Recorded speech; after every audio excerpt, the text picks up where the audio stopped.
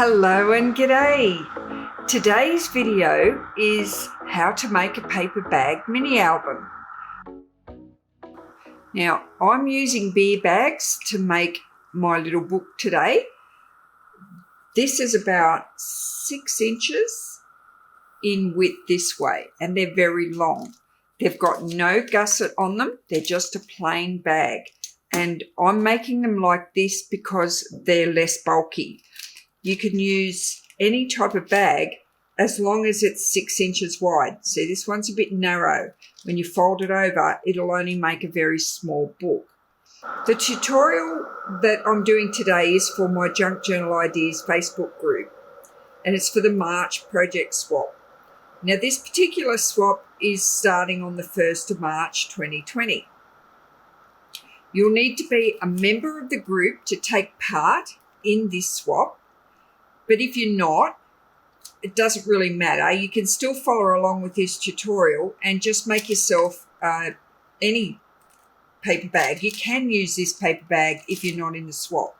So your paper bag dictates the height of your book. If it's too long, you cut it off and you have the width of your book as wide as you want. You might fold that in half and it'll be a square book. The theme that we're making for the March swap within the group is Easter. If you're making this and you're not in the group, you make it using any papers you like. Once we make the base using the bags, we're then going to cover it, and we're going to cover it with papers. The book we're making today, I'm making so that we can use our 6x6 stack. So you'll need your bags and you'll need some 6x6 papers. If you don't have 6x6 papers, just use your 12x12 or A4, whatever you've got. You can cut them to size. These two colours come from 2 different bottle shops in my local town.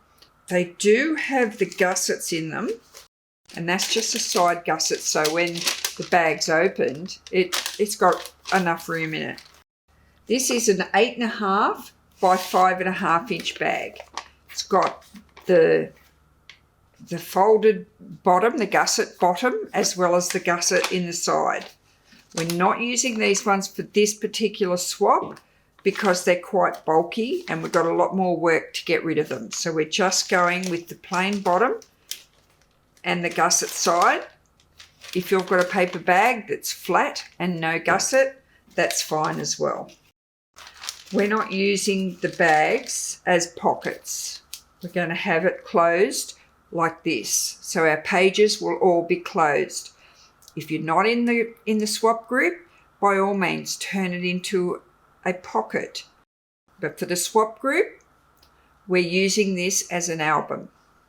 And we're going to put little photo corners on it like this. I've just got a little packet of clear photo corners so that when they're on the photographs or on the postcards, the postcard is the hero. You don't see these. But if you've got little photo corners that are white and you want to colour them to match, you can do that as well. Here it is in a narrower size. So all I've done, instead of making it the 6x6, so the 6x6, you would fold it at the 6 inch mark. We would cut that off and have a 6x6. To make it this size, all I've done is fold it at the 4 inch mark. Actually, let's see, 4.5 inch. So I've just folded it 4.5 inch. And that makes up a beautiful size book as well. So the maximum of our book for the swap is 6x6.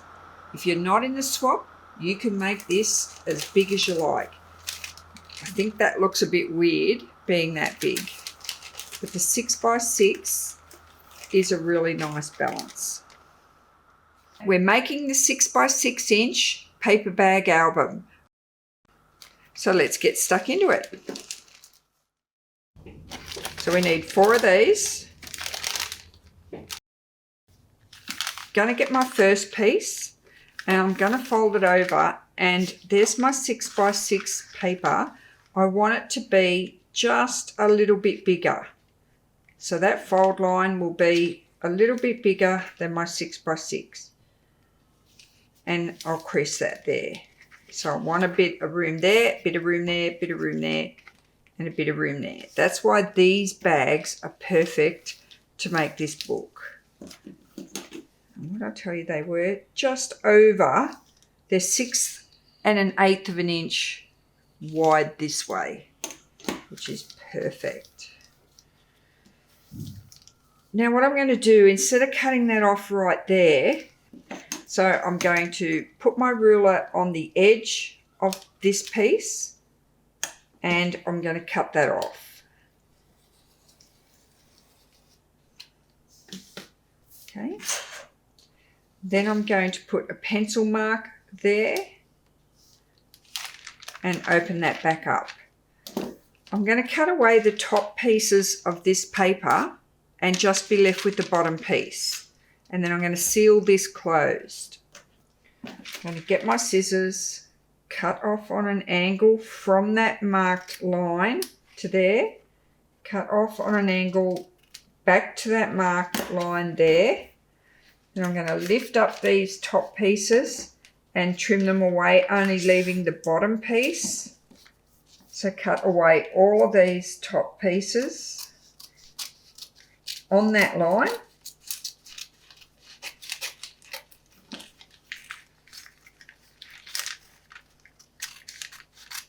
There's a few layers to get through, so they might get in your road a bit when you're trying to pick them up.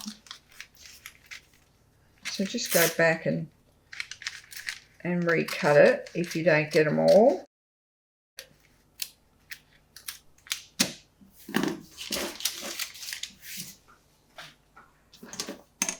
Put your ruler back on there. Get a scraper tool of some sort or your bone folder and crease that fold line and fold it over. I'm using art glitter glue. You don't need to overuse this glue. I see a few crafters that really pour it on and then they've got to clean up. But when you fold your paper over, it oozes out everywhere. You can see I leave my glue away from the edge and there's not one little bit of glue come out, and that's laying nice and flat. That's the first page made. Now to make the second page, we're going to put that inside it. You pin it there like that, fold it over, and then match up your fold there. The reason you're doing this is because it actually, as you put each piece of bag inside each other and you get it nice and tight there in this fold, this outside bag gets bigger. It needs more room because it's coming around here.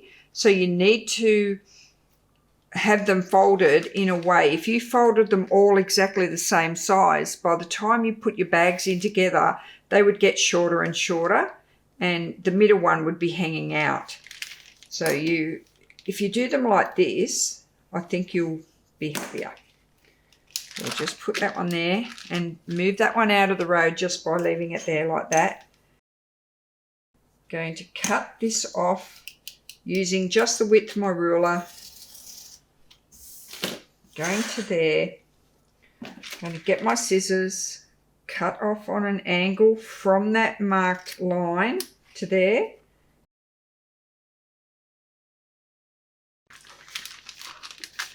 Now they fit nicely inside each other. I'm going to do the same again. I'm really taking my time in showing you how to do this because this step here will help you finish off your book nicely.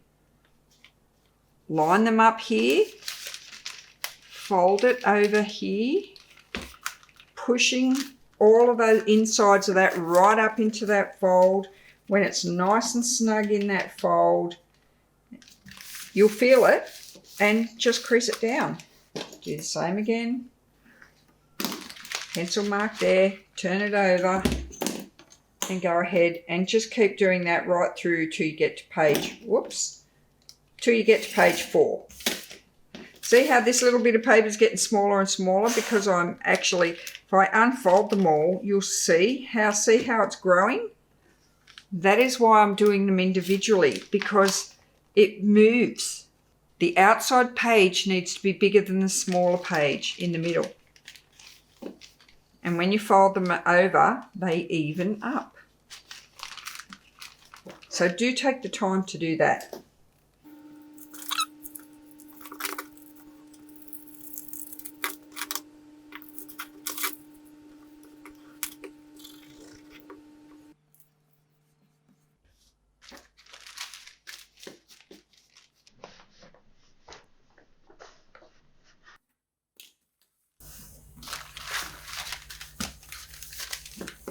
Now there's our pages all put together. These beer bags are really badly made. They're very hard to find a bag that's, they're all even. You could go through all of them and pick out the ones that are best made. Now it's time to sew our pages together. Now we're actually going to sew these together before we do anything else. We do not sew the pages into the cover because they're going to look like this when it's finished.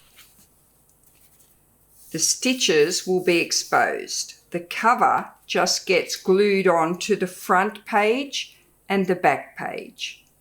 You can either staple or you can sew.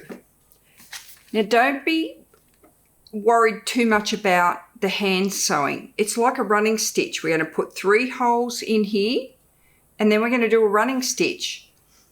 I'll show you how to do it slowly so you don't get lost. If you are going to staple together, you open it up, you put your bag in here and go boom, boom. All right, it's much nicer if it is hand sewn. I'll get a book. You can do it 2 ways. You can get a pokey tool, which is just a sharp, thick needle, so to speak. It's like a skewer, a metal skewer. You can work out where you want your center to be. Open your pages. We'll hold them together. Mark your center line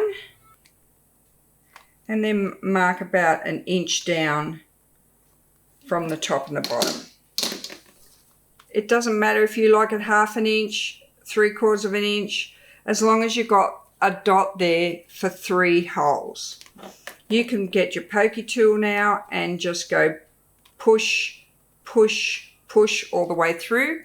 If you have not got a pokey tool, don't worry, just get your sewing needle. I use a bookbinder's needle and it's a pretty good weight. It's quite a strong needle. It's strong enough to push all the way through these 4 papers without using the pokey tool. So I can get that and I can push it all the way through. My fingers don't work very well, so I'd have to use a pair of pliers. So if you have the same trouble, just know that you can use your needle to push through there. So what we'll do is we'll use the pokey tool. We'll open the book to the middle, have it on a bit of an angle here like this, and push straight through on those 3 holes. And they've now come out right on that fold line. Thread your needle up. We'll go double plus a little bit left over for some trim. This bookbinder's needle's got a really good size eye in it. It's pretty easy to use. Open up your book. Go through the center hole out the other side. I'm going to open up my book again, and when I come to here, I'm going to hold that tail down with my finger.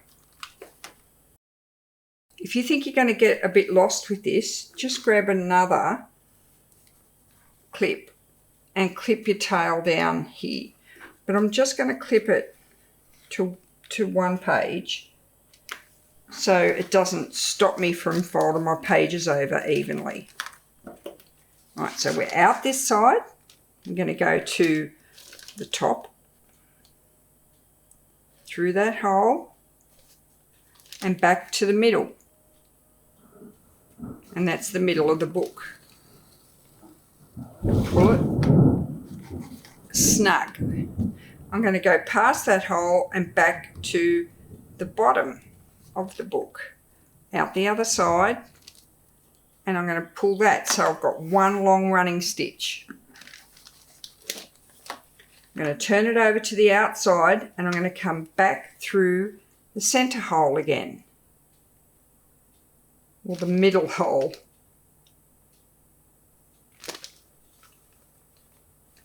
Now the objective is to try and get a thread on either side of this long stitch here.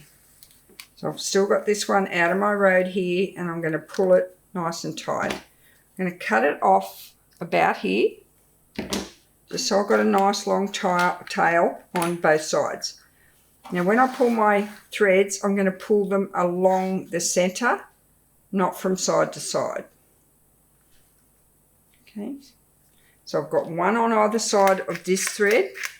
I want this thread to be reasonably taut. I don't want it too tight, and I don't want it too loose.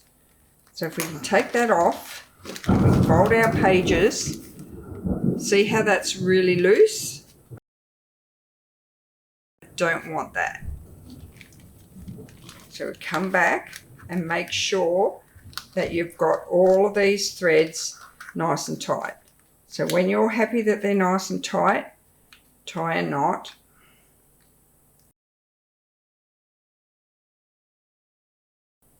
And come back and check them. See that? They're nice and tight. And they're sitting nice and flat. And just tie another knot. It's highly unlikely that that first knot will come undone.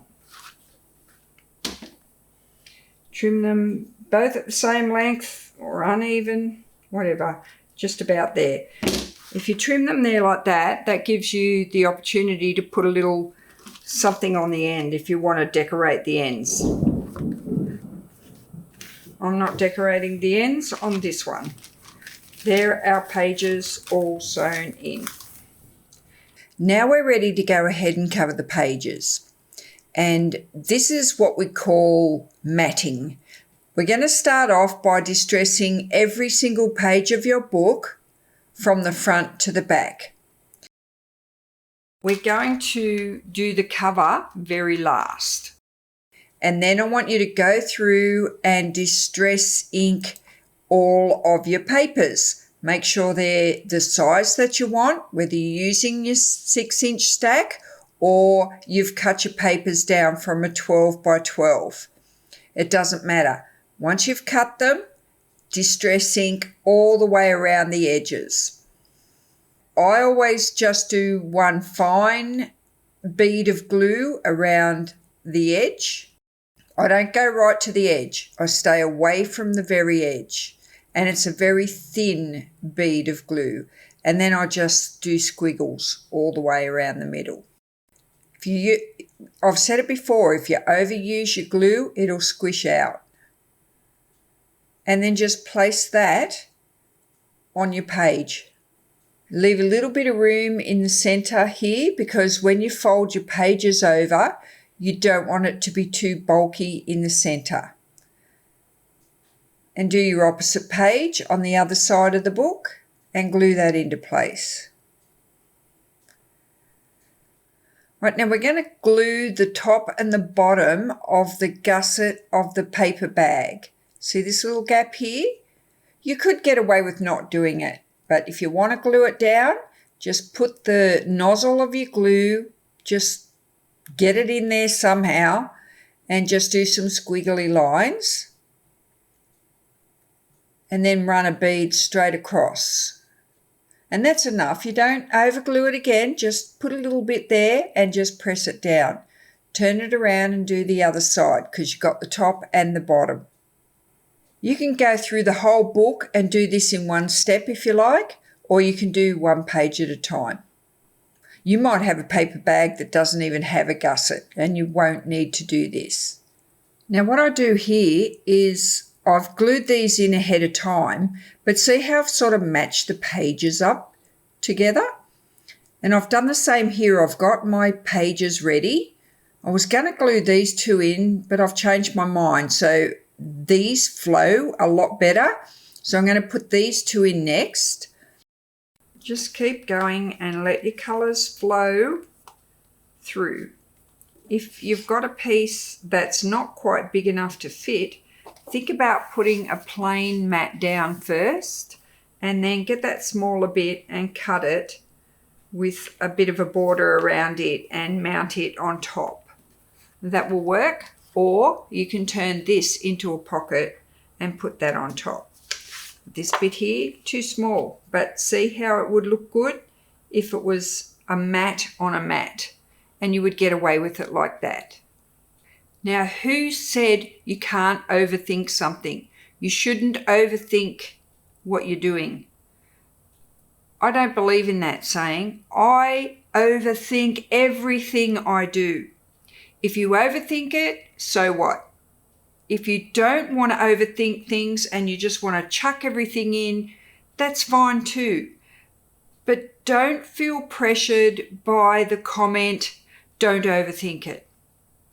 If you want to overthink it, by all means, get all these pieces of paper out. Go through them over and over and over again. Move them around. Go, oh, no, I don't like them two together. Oh, no, that one. Will it be that one? No, I should put that one. No, that doesn't work. Change it. You don't have to be quick at your decision. By all means, overthink it. It doesn't matter. Enjoy it. Doesn't matter if it takes you 2 hours to find those two pieces of paper. It does not matter. All my pages are done. I'll do a quick flip through just so you can see the colours that I've used. As I said before, I've got no Easter papers except one, and I don't really like it, so I don't want to use it as a background page. I'm going to use it as ephemera and add it to the book when I'm finished. So these pages, I've gone as neutral as I can, but with a bit of an Easter fun sort of background. Spots, circles, bigger circles, checks, all these things will lend themselves, even a plain, will lend themselves to Easter. I can certainly make them turn into an Easter book. And like I said, then I can take that stuff out and I can use this later on if you don't celebrate Easter. Now we're up to making the cover. I use cereal boxes to make my cover. You can use chipboard if you have it. I find cereal box works just as well. I've never bought any chipboard. So you cut your cereal box open and you end up with 2 pieces. But you need 4. You need 2 for the front and 2 for the back, because we're going to glue the 2 pieces together to get a thicker piece of cardboard so that it actually feels like a piece of chipboard. Grab a sanding block. Because the cereal box is shiny, you need to sand it, otherwise your glue won't take. So grab your sanding block and just rough it up. You'll need to get a rag and wipe off the dust. So once you've wiped off the dust, you're ready to glue. I use the Helmer fabric glue. You can use Fabri-Tac, but you do need to use a pretty strong glue because the whatever coating they put on these boxes, it does repel, and that's why you need to sand it, and that's why you need a strong glue. When I glue, I put quite a thick bead around the edge, probably about 1/4 of an inch in, and that's just so that when I sandwich the two pieces together, the glue just pushes out towards the edge. It doesn't push out past the edge. Now this glue is quite thick, so you've really got to squish that bottle to get it on. And then I just do squigglies all through the centre.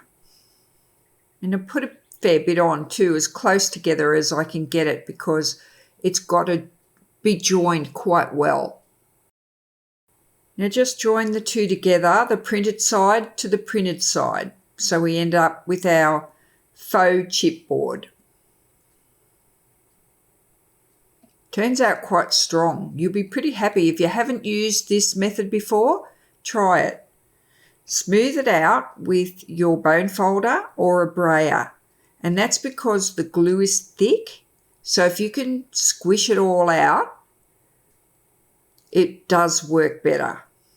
So once you've got your chipboard made up, you're ready to just cut it to the size that you want your cover to be.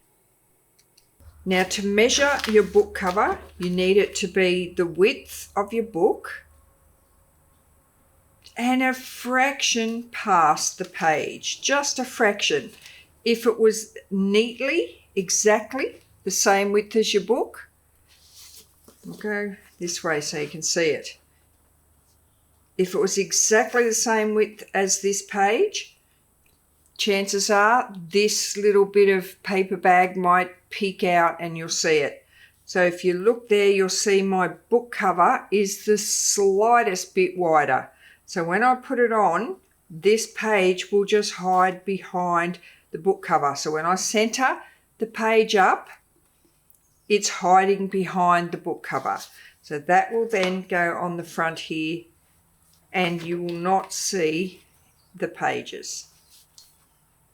So it will look like that. So I'm just going to trim that up there so that piece is nice and tidy. This is why I like to glue my card together first and then trim it, rather than trim two pieces the same size and then glue them together. This works much better this way. So I can trim that off there and make it a nice sharp line or a nice sharp edge. That way you know the glue goes all the way to all of the edges. Then I'll put that on there and work out how long I need it to be. It doesn't go all the way to the fold here, but I'm going to mark it there just so you can see what I'm doing. Instead of cutting my cover right to the edge of the spine, I'm going to bring it in a tiny bit and cut it before it starts to fold around. So it'll come to about there. If you can see that. So I'll put a marker about there. Now, what you could do is make it a little bit longer than you need to and check it, cut it off, and if it's too long and it comes too far out toward your spine, you can always trim it back. But if you put it back here somewhere and it's too short, you've got to make a whole new piece for your cover. I'm going to use a square ruler because that will make sure that edge and that edge are perfectly straight. I'm going to put the line on the line of the ruler on the edge of the paper, come back to my cut line and make sure it's all nice and square. Don't just look at this line here when you're doing this, because if I followed that there, see this line here, how it's a little bit off track?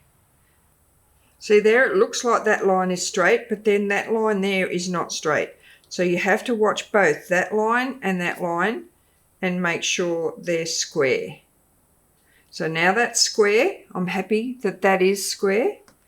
and I can just go ahead and cut that down. Do it in a couple of passes because you've got a thicker cardboard, and then just pull it away. There's the first part of our cover.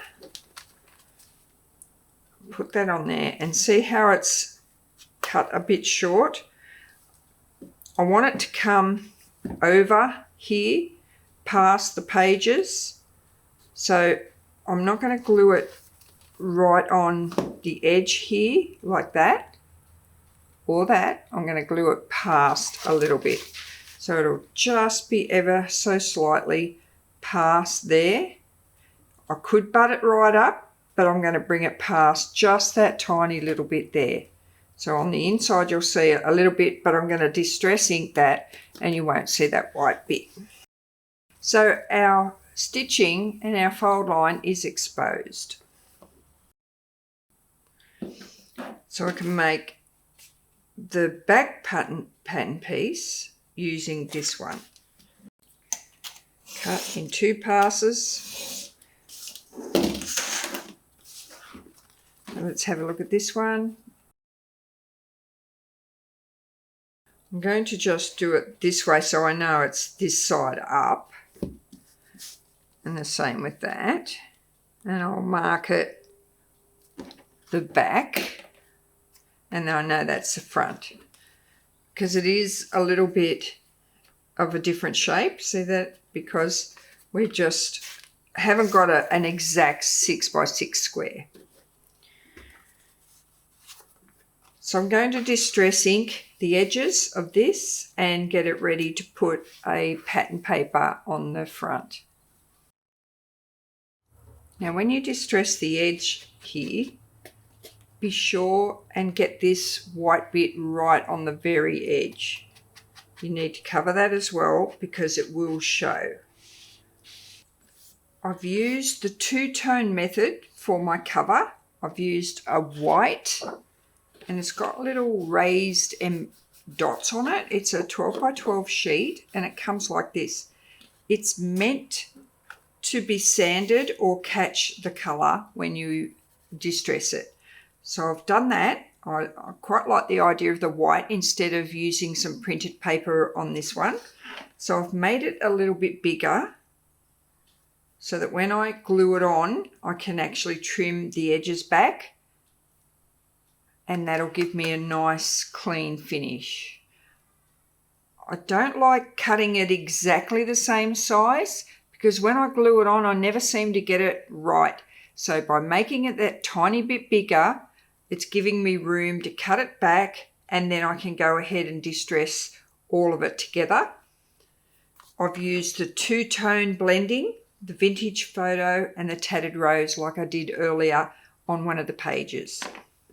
So I'll just go ahead and I'll glue that cover on.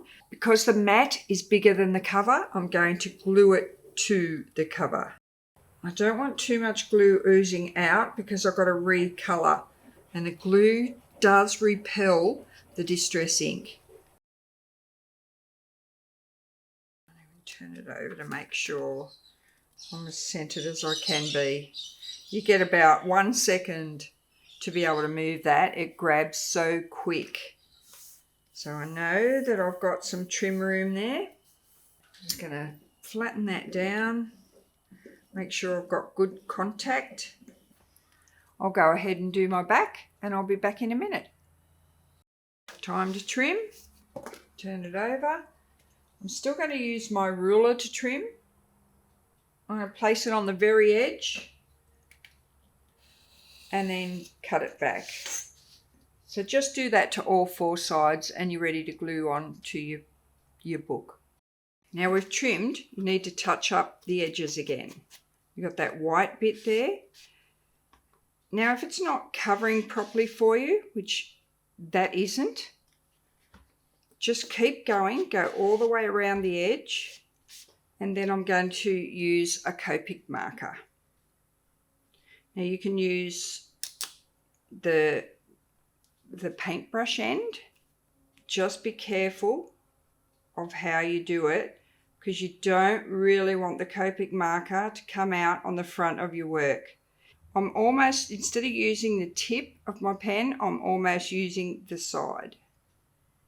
If you haven't got a Copic marker, this is a dark brown, not a black, but if you haven't got a dark brown, you could use black. It'd be a lovely contrast, just like this. The dark brown almost looks black. So you could use a, what are they called? Sharpie. This is something that you do need to take your time with because you don't want to get it on the front of your work. So I'm getting it on the front of my work, so I'm probably going to have to do a border. But this is an option to get your edges, to get that nice contrast and that depth around your edge. Now to do my border around the edge, I'm going to just come along and go like that. And then come out. And I've got my Copic on an angle. And I've got my cover on an angle, and I'm just running it along the edge. And it's just giving me a nice fine line along the edge. I'm not worried that that smudgy bit there is a little bit wider than my edge line. If I try to fix that and make it wider, it'll make a mess. So leave it alone. That actually highlights it nicely. This one here, I did not make an error. I done the outline deliberately because it just, to me, it felt like it needed a finish. So I done that one. When I smudged that up there, I thought, oh, okay, I'll just put a line around it. So now I have to do the same here. Now before we glue our covers on, you need to make sure you've got your distress ink on the back side of your cover, because that will be seen when you turn it over just ever so slightly, because remember we've got a tiny bit peeking out. We need to glue on some ties. I'm using seam binding. This is, and I dunked it in some coffee. This is the white, and it's the Hug Snug seam binding brand, and I put that in the coffee and it's given it a nice variation. So we'll use this one today. So the white is good to have in your stash because you can use your distress ink. So if you wanted to add some pink to that, you could use your distress ink on your white. You can use ribbon. You can use sari silk, whatever you've got to make your closure. I like to make it a little bit longer than I need, just to make sure. So I've got my front and my back. I'm going to mark in here my halfway point because I want my tie to be smack bang in the middle, and just so that I've got a bit of a guide where I'm going to put my glue. Just over 1/2 inch. The only reason I'm marking my guidelines for my glue area is so that when you're gluing it down, you'd be surprised at, once you start putting your tape there, you can't see your center line. By having your guidelines on the outside, you can see where you're supposed to be putting your seam binding. So I'm using the Helmer fabric glue. You can use whatever glue you've got in your stash. Don't take your glue right to the edge. Leave it back a little bit. Find your end. We don't need it to be crinkled. We need it to be laid out flat. See what I mean by the guidelines? If you didn't have your side guidelines, you wouldn't know where to put that. And you definitely don't want it glued right to the edge because it'll squish out and make a huge mess. So that matches that. I'm happy there. Let's go again and lay the glue down, stopping before the edge of the paper. I'm going to straighten out my seam binding and match it up. Now I've got everything in place. I'll just double check. This is my front and this is my back. I'm going to glue the back cover on first. That way it gives me a practice run. Going over the seam binding, Make sure it's flat because it will show up through your paper. I'm not putting pencil lines there because you can't rub them out. So I'm going to eyeball that. Close to the edge but not to the edge. Over that seam binding. And we're ready to put this into place. Just going to come here. Now I'm going to open my page, turn it over and line that up. I can just see that the cover is in the right place. Here I can just see the tiniest bit of the cover peeking out from the page front. And notice that none of my glue squashed out when I laid my cover on. If you use too much glue, it'll squash out, and that is how you know you're using too much glue, if it squashes out. So there's our back on and your exposed curled spine. Superimpose your cover on your book first and then turn it over so you know once you've glued this you can just flip that over. It's always good to work out where you're working, what angle you're working from before you start gluing down. There's our book finished. All that's left to do now is embellish it. Please hang around and have a look at the inside pages and what I've done to them. Now on the first page, I've just put a pocket and put some ephemera in it. And I've used clear photo corners here, and I've just put a paper clip with a tag on it on this page. The way I've made this album is more for this. And this is for postcards or for Easter cards or for photographs. Now, this one here I've made a tuck spot, but I've used the shape of an Easter egg. This one I've put in a glassine pocket. The envelope is the pocket, and I've left it at the back so that it can be used as a pocket. And this is handy because this is an actual recipe.